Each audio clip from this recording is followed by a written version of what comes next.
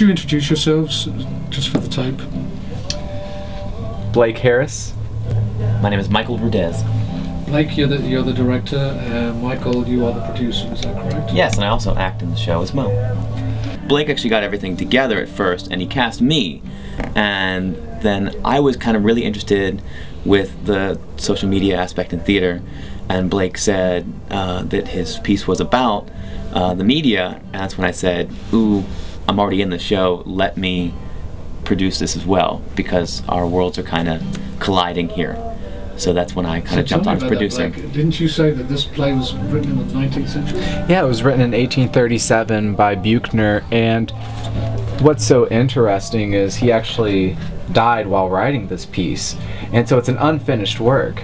You know, they've taken it from his journals, and a lot of people have just projected their own ending on it. I don't think you'll ever see two productions of WUTC that are similar. But you know, and he also died when he was 23, and that is how old I am, and that's how old, you know, around the age of most of the cast members. So it was, you know, very intriguing, and so I read the piece, and it just really struck me. And then also at the same time is when in the news all the stories of the gay suicides were occurring. It was those, you know, I think 7 suicides that occurred within 2 weeks of each other. What interested me so much in the story was how they covered it.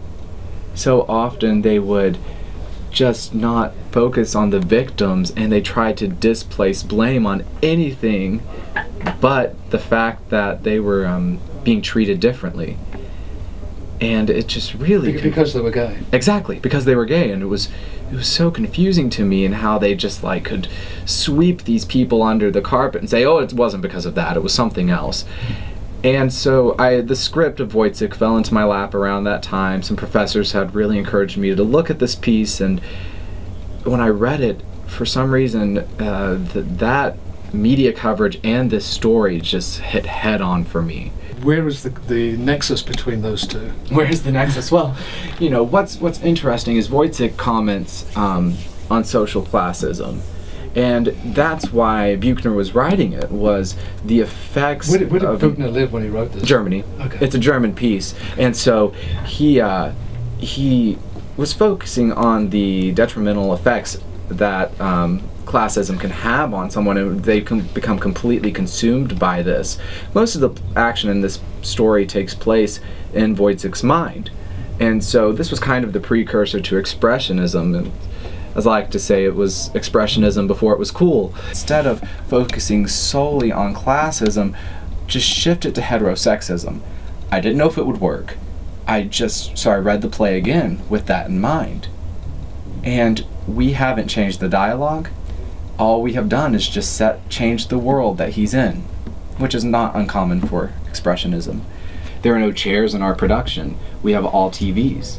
And so everyone is sitting on TVs. This world is just inundated with media everywhere. And that's where, you know, so I don't like to say we've updated it, because I think that, you know, says that we're altering the story. We haven't. We're just recontextualizing it. Interesting. So 180 odd years later, yeah, a lot of his comments about the human condition, right, still ring true. Right. Can you give us a sort of synopsis of the play? Sure. And the action in the play? Absolutely. WUTC is a soldier, and he is very low on the totem pole, probably the lowest, and he has a child that is out of wedlock, which obviously in the 19th century, and perhaps still today, but especially in mid-19th century, that was highly frowned upon. And so he has to do a lot of extra work to provide for his family. So he's doing all these odd jobs, and he takes a job where they perform experiments on him, where he can only eat peas for a year, and so we start seeing that affect him. We start seeing his mental stability really falter, and then his position in this world is just completely challenged constantly, and we see him really struggle with just keeping his head above the water. So, and to some degree, he's wrestling with moral issues, right, and people's response to his perceived morality. Exactly. And so when we went in and just recontextualized those given circumstances, it completely set it out in a different light. And that's our job in theater, is, you never want to tell really the same story twice. So we wanted to just shed new light on this piece. And at the same time, comment on current conditions. Because so these young children, right, and their children really, the suicides you were talking about, right? Mm-hmm. Were being judged in essentially the same way. Exactly. We we really wanted to take something that was very relevant to today's audience, because that's my job as a director, is taking a piece, and no matter what it is, finding that relevance. How can I communicate to my audience in a way that's immediate? What do they need to hear right now? And there's, entertainment is wonderful in theater, but that's not all it is. We have to challenge our audiences, and provoke them and ask questions and not answer them. But that's what we wanted to do. We felt like this wasn't a dialogue that was really open in Chattanooga. And so with this show, we're able to open that dialogue, not only in the theater, but in the social media aspect as well. That is interesting, Michael, and I guess I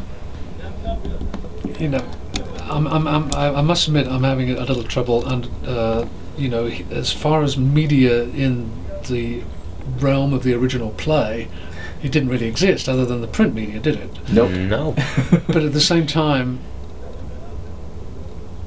because you are talking about the reaction of the population at large toward given people, media stands in for the crowd in some respects, right? Where previously it would be the town square and you may be pelted with fruit or whatever in the town square. Now you're sort of pelted with fruit through the media. Right. And so, knowing you, Michael, you picked up on that and wanted to take that a step further, and you bring the crowd back in through social media. Is that fair to say it like that? Yes, it's very fair to say like that.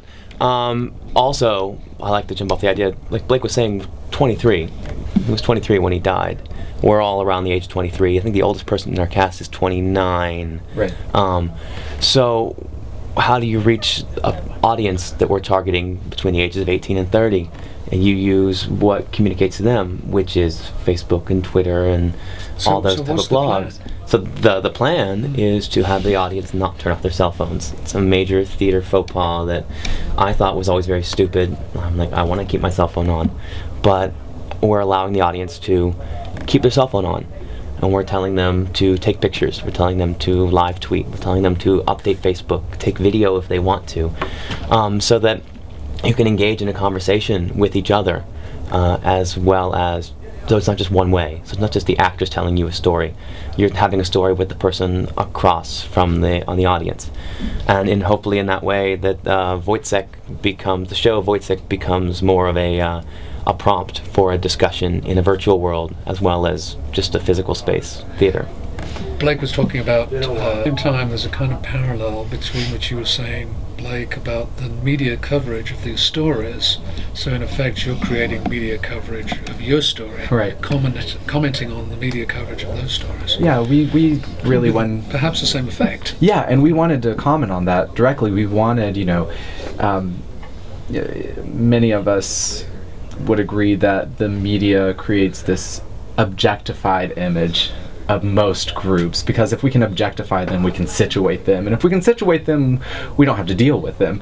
And so with this idea of media, the objectification of the media, if we have that live feed, nothing will objectify this character and his story more if there's a room full of people with their cell phones out taking pictures of it. So, while yes, it absolutely is great advertising for us, at the same time, it fits completely in with this concept. We wanted that full circle effect.